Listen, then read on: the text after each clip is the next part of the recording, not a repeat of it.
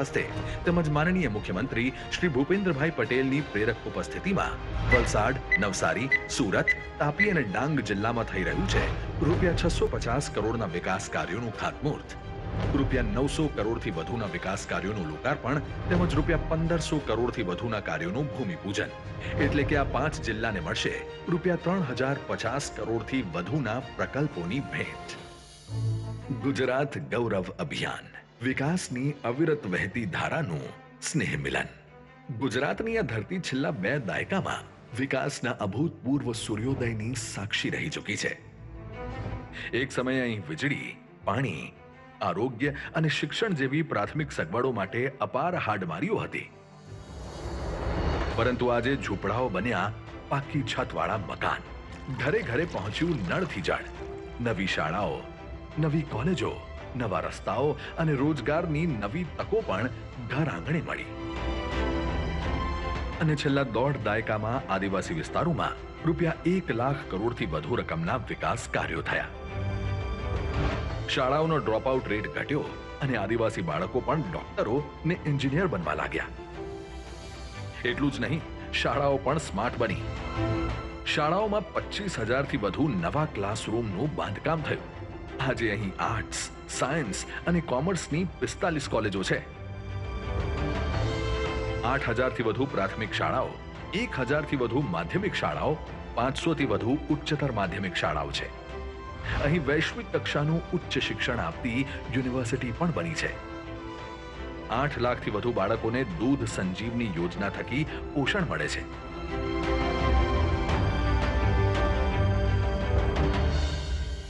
નવા સામૂહિક આરોગ્ય કેન્દ્રો અને પ્રાથમિક આરોગ્ય કેન્દ્રો બની ચૂક્યા છે.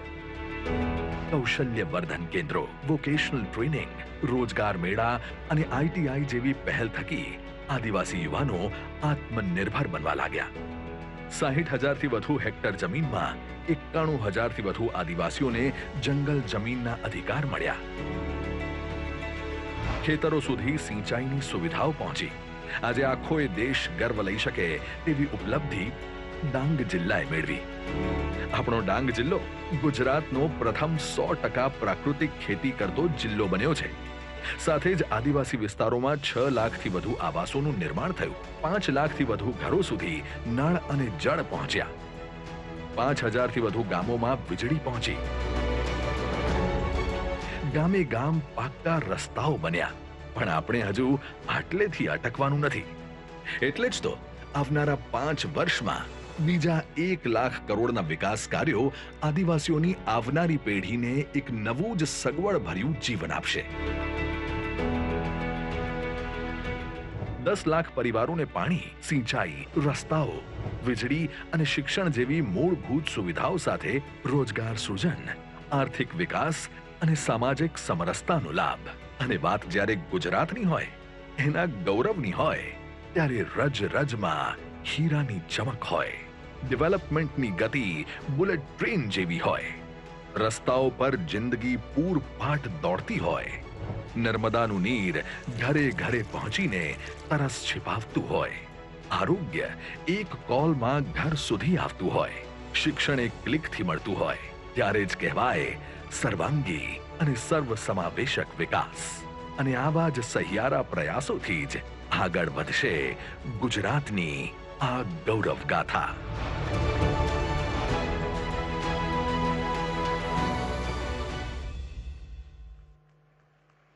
જનજનના સર્વાંગી વિકાસનું અભિયાન એટલે ગુજરાત ગૌરવ અભિયાન. ખૂબ ખૂબ આભાર પ્રધાનમંત્રી શ્રી. સર્વસમાવેશી વિકાસના જ્વલંત ઉદાહરણ સમાન એસ્ટોલ જૂથ પાણી પુરવઠા યોજના એ પ્રધાનમંત્રી શ્રીની દૂરંદેશિતા અને ત્વરિત અમલીકરણનું જ સુફળ છે. આદરણીય પ્રધાનમંત્રીશ્રીએ વર્ષ 2018માં જેનું ખાતમુહૂર્ત કર્યું હતું તે યોજના આજે લોકાર્પિત થઈ છે.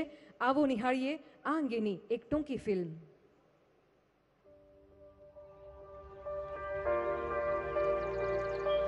23 अगस्त 2018 को गुजरात के वलसाड़ जिले में प्रधानमंत्री श्री नरेंद्र मोदी ने की एक महत्वपूर्ण घोषणा, एस्टॉल क्षेत्रीय जल आपूर्ति योजना।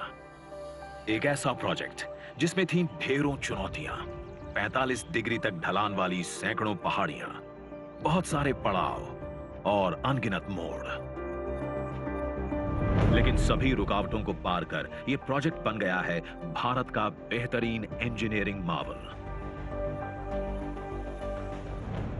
वलसाड़ जिले के धर्मपुर और कपराड़ा, जो साल में 125 इंच बारिश होने के बावजूद पीने के पानी की दृष्टि से देश के सूखाग्रस्त क्षेत्र थे। गर्मियों में टैंकर से पानी पहुंचाना आम बात बन गई थी। लेकिन प्रधानमंत्री नरेंद्र मोदी ये कैसे सहन कर लेते कि आदिवासी इलाकों तक सुविधाएं ना पहुंचे।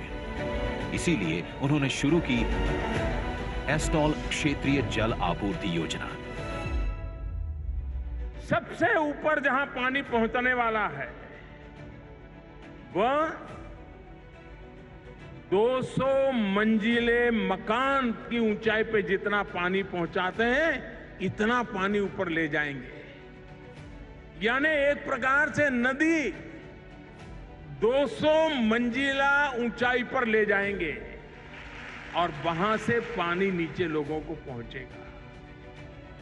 ये टेक्नोलॉजी का मिरेकल है। मैं समझता हूं ये भी एक अजूबा बन जाएगा कि एक गांव ऊपर 200-300 घरों की बस्ती, लेकिन इनको पानी पहुंचाने के लिए एक संवेदनशील सरकार 200 मंजिला तक पानी को ऊपर ले जाए। हर नागरिक के प्रति हमारी भक्ति कितनी है इसका ये जीता जागता उदाहरण। इस योजना का प्रमुख जल स्रोत बना मधुबन डैम। अपनी तरह की अनोखी परियोजना जो ऊंचाई वाले एक नहीं बहुत से गांवों में पानी पहुंचाने के लिए तैयार हुई और 54 मीटर से पानी उठाकर 614 मीटर यानी कि 1837 फीट की ऊंचाई तक पानी पहुंचाना शुरू हुआ।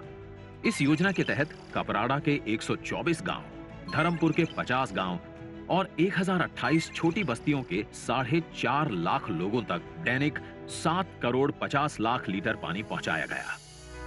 इस योजना के तहत पानी का सफर कुछ यूं होता है। पानी इनटेक होता है समुद्र से 54 मीटर ऊंचाई से, जो 495 मीटर ऊंचाई वाले निलोसी तक पहुंचता है। निलोसी से रोहियाल जंगल में 122 मीटर पर नीचे उतर के लोगों की प्यास बुझाता है। अब निलोसी से अन्य दिशा में सरवर टाटी में 165 मीटर नीचे आकर साहुड़ा में 370 मीटर ऊपर चढ़ता है। बिलिया में फिर से 138 मीटर नीचे आकर पिपल सेट तक 479 मीटर ऊपर चढ़ता है। निलोसी से चौशाला में 540 मीटर के शीर्ष को नापकर वावोर के 614 मीटर की ऊंचाई पर रहे शिखर को छूता है। यहां चौशाला से अन्य शाखा पार नदी में 116 मीटर के बेज को स्पर्श करती है, जहां से सिंगरमल में 576 मीटर पहुंचकर पुनः पार नदी के 159.35 मीटर बेज को छूते हुए समरसिंगी में 528 मीटर की बुलंदियों को छूता है। यानी कि ऊपर नीचे जंगल और पर्वत श्रृंखलाओं से 1202 जगहों पर पहुंच रहा पानी मानो रोलर कोस्टर में राइड ले रहा है।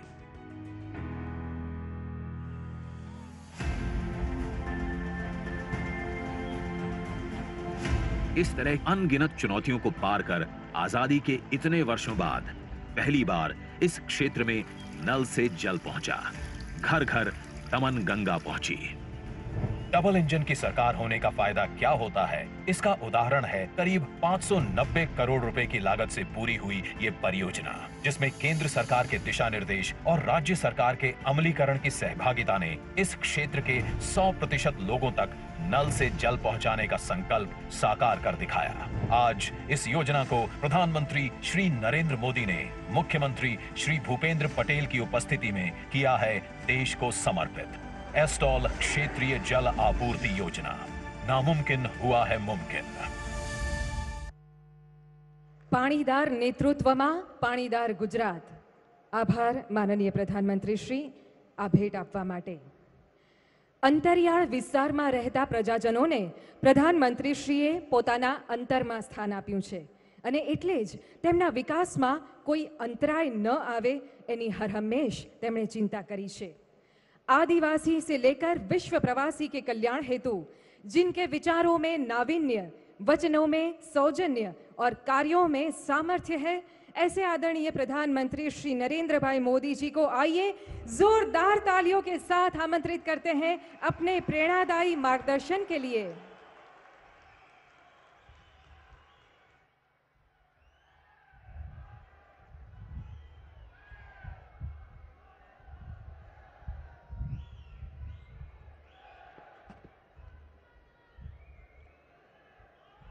भारत माता की,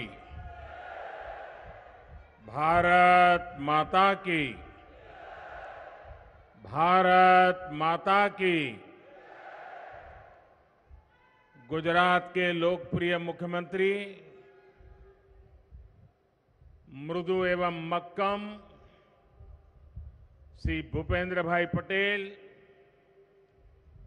संसद में मेरे वरिष्ठ सहयोगी और नवसारी के ही सांसद, और आप लोगों ने पिछले चुनाव में हिंदुस्तान में सबसे ज्यादा वोट देकर के जिनको विजयी बनाया और देश में नवसारी का नाम रोशन किया, ऐसे आप सबके प्रतिनिधि श्री सी.आर. पाटिल,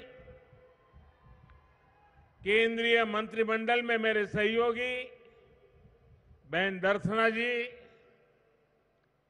भारत सरकार के सभी मंत्रीगण, सांसद और विधायकगण, राज्य सरकार के सभी मंत्रीगण और भारी संख्या में यहां आए मेरे प्यारे भाइयों और बहनों, आज गुजरात गौरव अभियान में मुझे एक बात का विशेष गौरव हो रहा है, और वो गौरव इस बात का हो रहा है कि मैंने इतने साल मुख्यमंत्री के रूप में काम किया, लेकिन कभी भी आदिवासी क्षेत्र में इतना बड़ा कार्यक्रम मेरे नसीब नहीं हुआ था। आज मुझे गर्व इस बात का हो रहा है कि गुजरात छोड़ने के बाद जिन जिन लोगों ने गुजरात को संभालने का दायित्व निभाया, और आज भूपेंद्र भाई और सी.आर. की जोड़ी जिस उमंग और उत्साह के साथ नया विश्वास जगा रही है, उसी का परिणाम है कि आज मेरे सामने 5 लाख से भी अधिक लोग, इतना बड़ा विशाल, मुझे गर्व इस बात का होता है कि जो मेरे कालखंड में मैं नहीं कर पाया था, वो आज मेरे साथी कर पा रहे हैं, और आपका प्यार बढ़ता ही जा रहा है, और इसलिए मुझे सर्वाधिक गर्व हो रहा है। नवसारी की इस पावन धरती से मैं उनाई माता मंदिर को सिर झुका करके प्रणाम करता हूं। आदिवासी सामर्थ्य और संकल्पों की इस भूमि पर गुजरात गौरव अभियान का हिस्सा बनना, ये भी मेरे लिए अपने आप में गौरवपूर्ण बात है। गुजरात का गौरव बीते 2 दशक में जो तेज विकास हुआ है, सबका विकास है, और इस विकास से पैदा हुई नई आकांक्षाएं हैं। इस गौरवशाली परंपरा को डबल इंजन की सरकार ईमानदारी से आगे बढ़ा रही है। आज मुझे 3,000 करोड़ रुपए से अधिक के प्रोजेक्ट्स का लोकार्पण, शिलान्यास और भूमि पूजन करने का अवसर मिला है। मैं भूपेंद्र भाई का, राज्य सरकार का आभारी हूं कि ऐसे इस पवित्र कार्य में जुड़ने के लिए आपने मुझे निमंत्रित किया। ये सारे प्रोजेक्ट्स नवसारी, तापी, सूरत, वलसाड सहित दक्षिण गुजरात के करोड़ों साथियों का जीवन आसान बनाएंगे। बिजली, पानी, सड़क, स्वास्थ्य, शिक्षा और हर प्रकार की कनेक्टिविटी, इसके ये प्रोजेक्ट्स, और वो भी विशेष रूप से हमारे आदिवासी क्षेत्र में हो, तब तो वो सुविधा, रोजगार के नए अवसरों से जोड़ेंगे। इन सारी विकास योजनाओं के लिए मैं आज इस क्षेत्र में मेरे सभी भाई बहनों को और पूरे गुजरात को बहुत बहुत बधाई देता हूं। भाइयों और बहनों, 8 साल पहले आपने अनेक अनेक आशीर्वाद दे करके, बहुत सारी उम्मीदों के साथ मुझे राष्ट्र सेवा की अपनी भूमिका को विस्तार देने के लिए आपने मुझे दिल्ली भेजा था। बीते 8 सालों में हमने विकास के सपने और आकांक्षाओं से करोड़ों नए लोगों, अनेकों नए क्षेत्रों को जोड़ने में सफलता प्राप्त की है।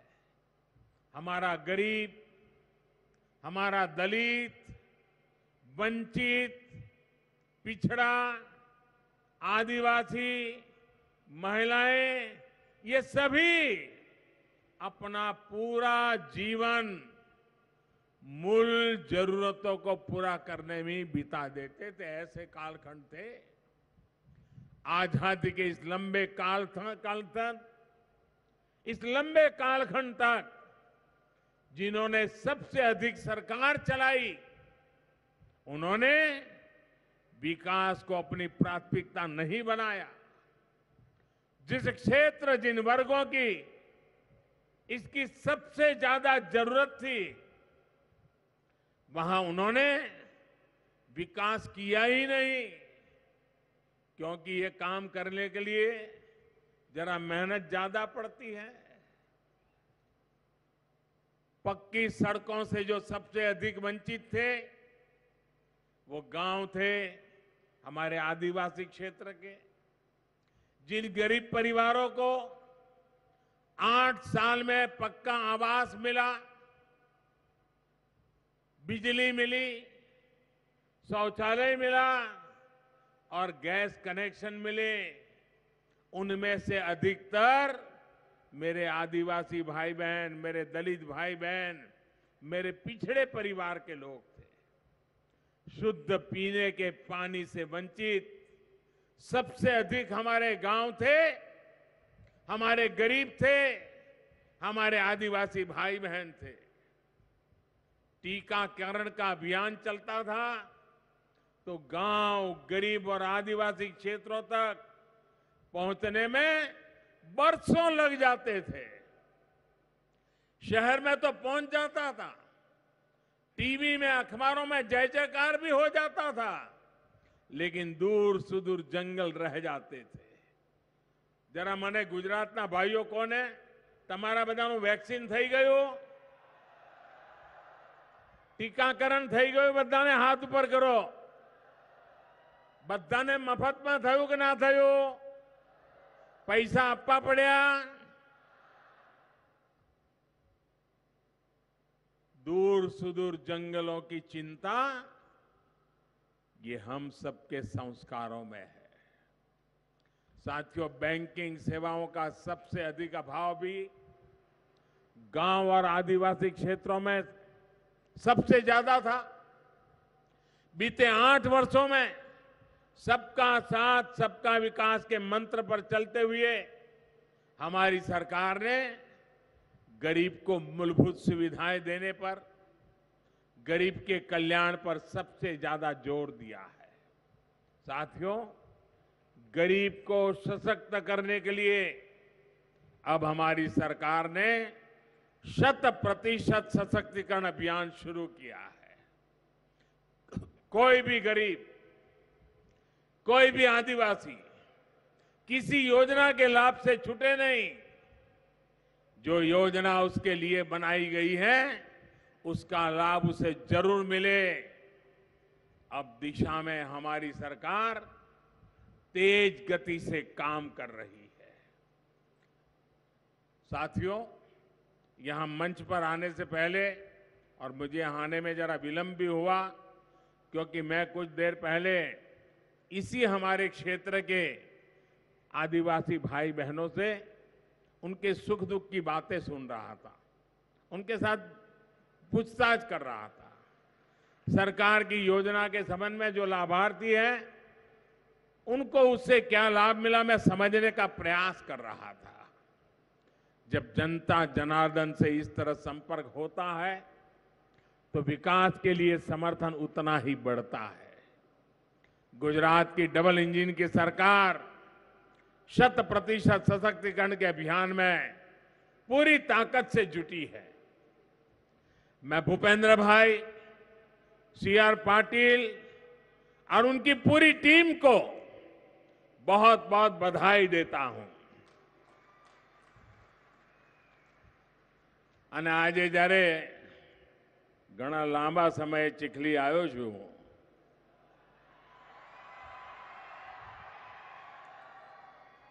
તો સ્વાભાવિક છે કે એની બધી યાદો તાજી થાય।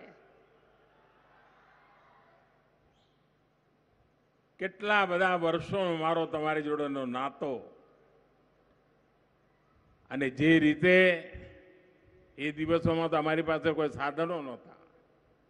અહીં આવીએ, બસમાંથી ઉતરીને ખભે થેલો લટકાઈને આવતા હોઈએ, અને અહીંયા અનેક પરિવારો, અનેક ગામ,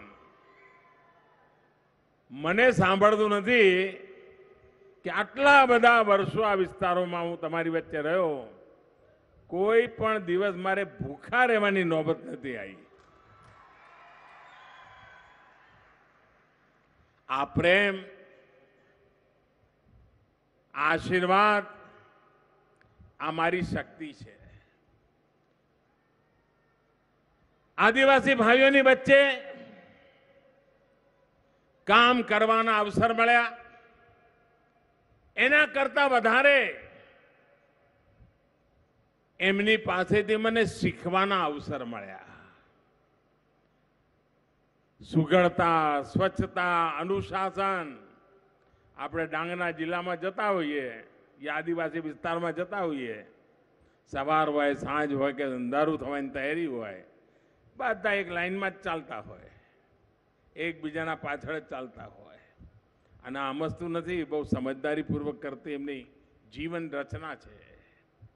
આજે આદિવાસી સમાજ એક સામુદાયિક જીવન, એના આદર્શો આત્મસાત કરનારું, पर्यावरणને રક્ષા કરનારું એવું આપણો આ સમાજ। અહીંયા બધાએ કહ્યું કે આજની આ 3000 કરોડ રૂપિયાની યોજનાઓ, મને યાદ છે એક જમાનો હતો ગુજરાતમાં, ભૂતકાળમાં એક એવા મુખ્યમંત્રી હતા આપણે ત્યાં આજ વિસ્તારના, આદિવાસી વિસ્તારના, એમના પોતાના ગામમાં પાણીની ટાંકી નહોતી। હેન્ડપંપ લગાવે એ પણ 12 મહિને 1.5 વર્ષે સૂખા થઈ જાય, એના વાયસર ખટી જાય। આ બધાને કહેવાય હું આવ્યો, ગુજરાતમાં જવાબદારી લીધી અને એમના ગામમાં મેં ટાંકી બનાવી હતી। એક જમાનો એવો હતો ગુજરાતમાં કે ગુજરાતના એક મુખ્યમંત્રીએ જામનગરમાં એક ટાંકી બનાવી હતી પાણીની. એ પાણીની ટાંકીનું ઉદ્ઘાટન કર્યું હતું અને ગુજરાતના છાપામાં પહેલા પાના પર મોટા ફોટા છપાણા હતા કે મુખ્યમંત્રીએ પાણીની ટાંકીનું ઉદ્ઘાટન કર્યું. એ દિવસો ગુજરાતે જોયા છે. આજે મને ગર્વ થાય છે કે હું આદિવાસી વિસ્તારમાં 3000 કરોડ રૂપિયાના કામો એનું ઉદ્ઘાટન કરતો હતો. અને આપણે ત્યાં તો કોઈ પણ કામ કરો એટલે કેટલાક લોકો ચાલુ જ પડી જાય કે જોયું ચૂંટણી આવી એટલે કામ થાય છે, ચૂંટણી આવી એટલે કામ થાય છે. અમારા કાર્યકાળનો એક અઠવાડિયું કોઈ એવું શોધી લાવે, એક, આ મારી ચુનૌતી છે. મને સરકારની અંદર લગભગ 22-23 વર્ષ થઈ ગયા. એક અઠવાડિયું કોઈ શોધી લાવે કે જે અઠવાડિયામાં અમે કોઈ વિકાસનું નવું ન કામ કર્યું હોય એવું એક અઠવાડિયું ન મળે.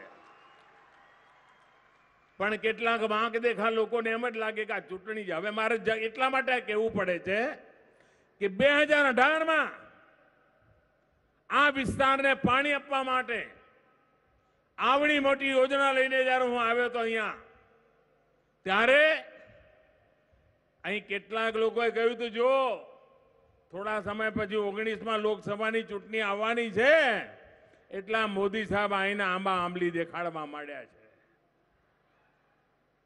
આજે મને ગર્વ થાય છે કે લોકો ખોટા પડ્યા અને આજે પાણી પહોંચાડી દીધું.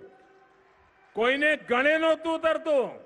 ભાઈ, નેવાના પાણી મોભે ચડાવવાની વાત સીઆરે પણ કરી, ભૂપેન્દ્રભાઈએ પણ કરી, પણ એમાં તો નેવા અને મોભા વચ્ચે 3-4 ફૂટથી વધારે અંતર નથી હોતું. 3-4 ફૂટનો ઢાળ હોય છે. આ તો 200 માળનો ઊંચો પહાડ ચડવાનો અને તળિયેથી પાણી ઉપાડીને પહાડની ચોટી પર લઈ જવાનું. અને એ પણ જો ચૂંટણીઓ જીતવા માટે કરવાનું હોય ને તો કોઈ 200-300 વોટ માટે આવી મગજમારી ના કરે ભાઈ. એ તો બીજી જગ્યાએ કરે. અમે ચૂંટણી જીતવા માટે નહીં, અમે તો આ દેશના નાગરિકોનું ભલું કરવા નીકળેલા લોકો છીએ. ચૂંટણી તો લોકો અમને જીતાડતા હોય છે, લોકોના આશીર્વાદથી અમે બેસતા હોઈએ છીએ.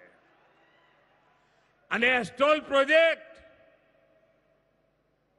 એન્જિનિયરિંગની દુનિયામાં સુરેન્દ્રનગર જિલ્લામાં ઢાંકીનું કામ, અને હું તો એન્જિનિયરિંગ યુનિવર્સિટીઓને, કોલેજોને, ટેકનિકલ વિદ્યાર્થીઓને કહીશ કે ઢાંકીમાં અમે જે નર્મદાનું પાણી ચડાવ્યું છે એવી જ રીતે અહીંયા અમે જે પાણી ચડાવ્યું છે આનો એન્જિનિયરિંગના કોલેજના વિદ્યાર્થીઓએ અભ્યાસ કરવો જોઈએ. પ્રોફેસરો આવવું જોઈએ કે કેવી રીતે પહાડોમાં ઉતાર ચઢાવ અને હિસાબ કિતાબ, કે આટલું ઊંચે જઈશું પછી પાણીનું આટલું પ્રેશર આવશે, પછી અહીંયા પંપ લગાવીશું તો પાણી આટલું ઉપર જશે. આ એક મોટું કામ થયેલું છે.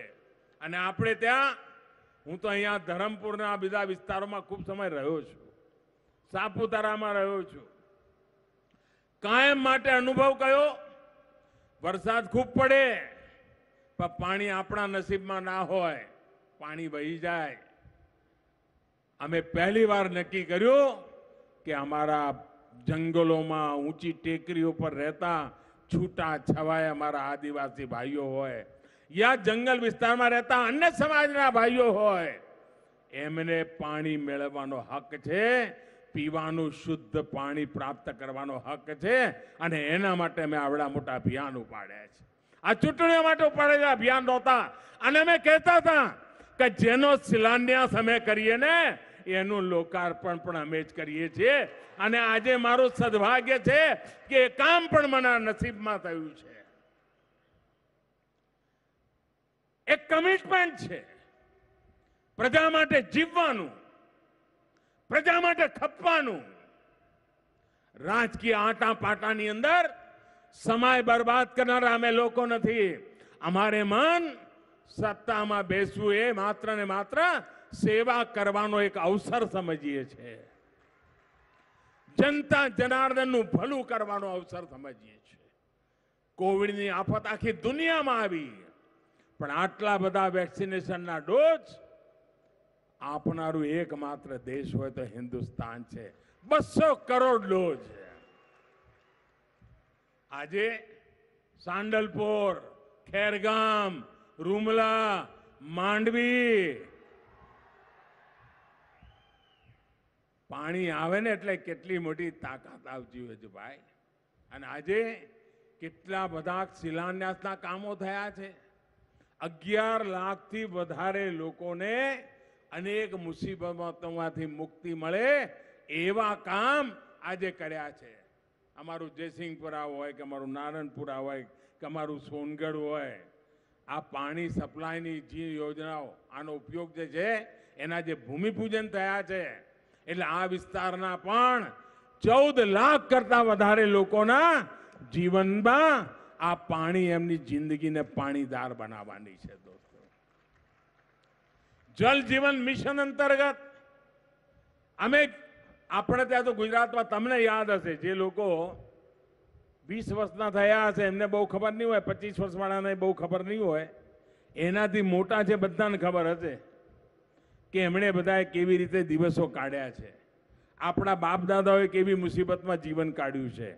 અને હવે મારે આપણા બાપ દાદાઓને જે મુસીબતમાં જીવવું પડ્યું ને, મારે નવી પેઢીને એવી મુસીબતમાં જીવવા નથી દેવી.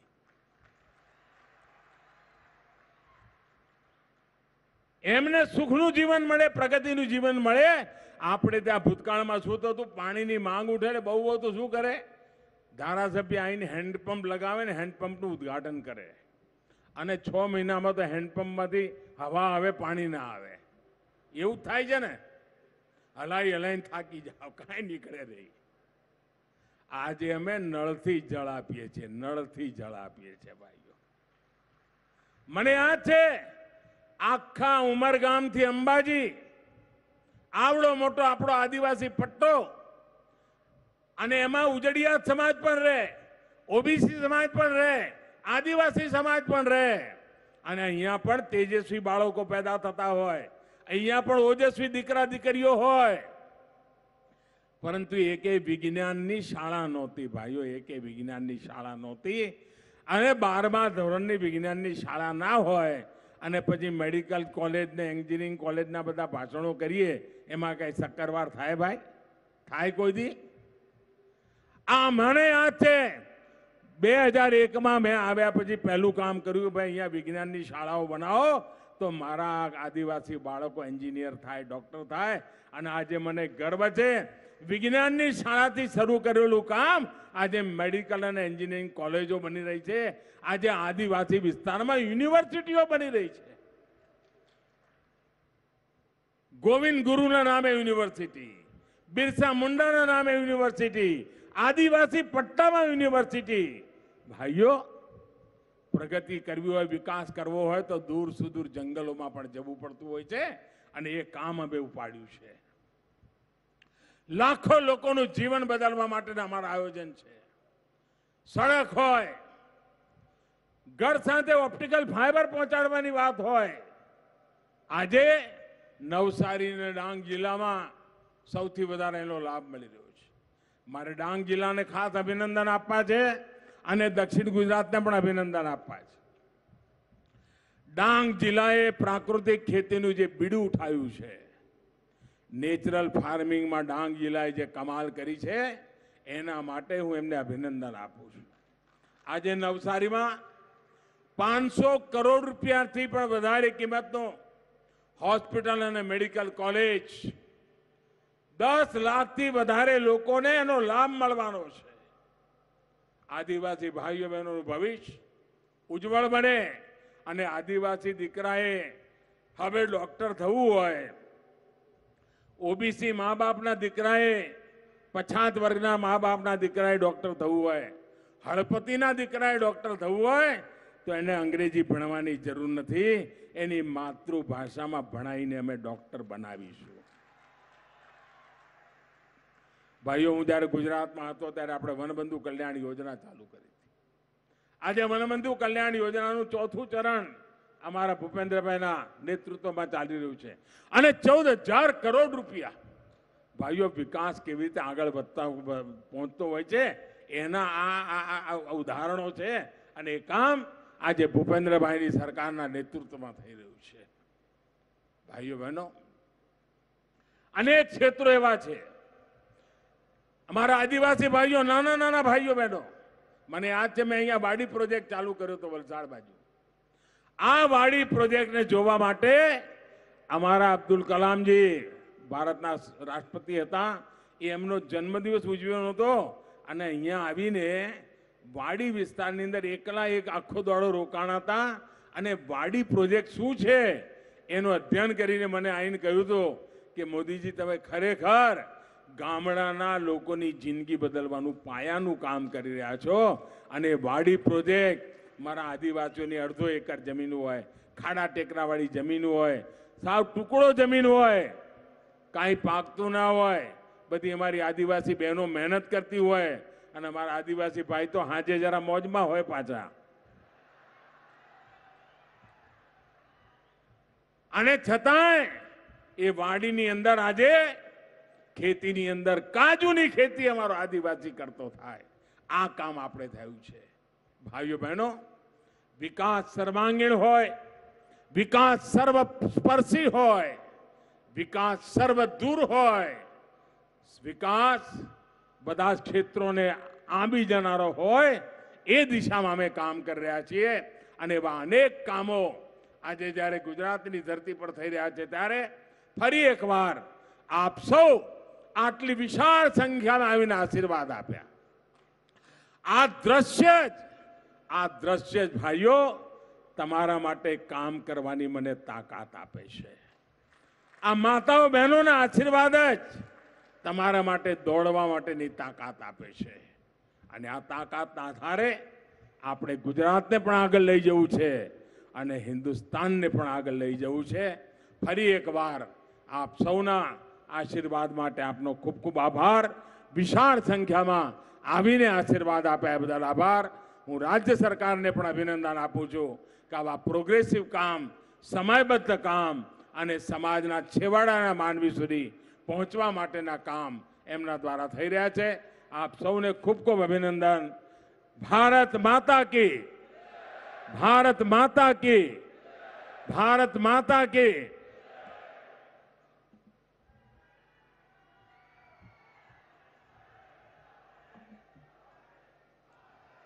ખૂબ ખૂબ આભાર માનનીય પ્રધાનમંત્રી શ્રી, આપના આ ઉર્જાવાન વક્તવ્ય માટે. દક્ષિણ ગુજરાતના વનબંધુઓને પ્રગતિની નવી ગતિ આપવા માટે, સર્વાંગી વિકાસના નવીન આ અધ્યાય માટે, જળથી ઉજ્જવળ ભવિષ્યની ભેટ આપવા માટે અને દક્ષિણ ગુજરાતમાં પધારી અમારી સાથે સંવાદ કરવા માટે આપનો ખૂબ ખૂબ આભાર. અંતઃકરણપૂર્વક ઋણ સ્વીકાર સાથે પુનઃ ગુજરાત પધારવાના લાગણીસભર નિમંત્રણ સાથે આપનો ફરી એકવાર આભાર માનીએ છીએ. માનનીય પ્રધાનમંત્રી શ્રી, ગુજરાતના માનનીય મુખ્યમંત્રી શ્રી, મંચસ્થ સૌ મહાનુભાવોનો અત્રેથી ખૂબ ખૂબ આભાર. ધન્યવાદ. તો સીધી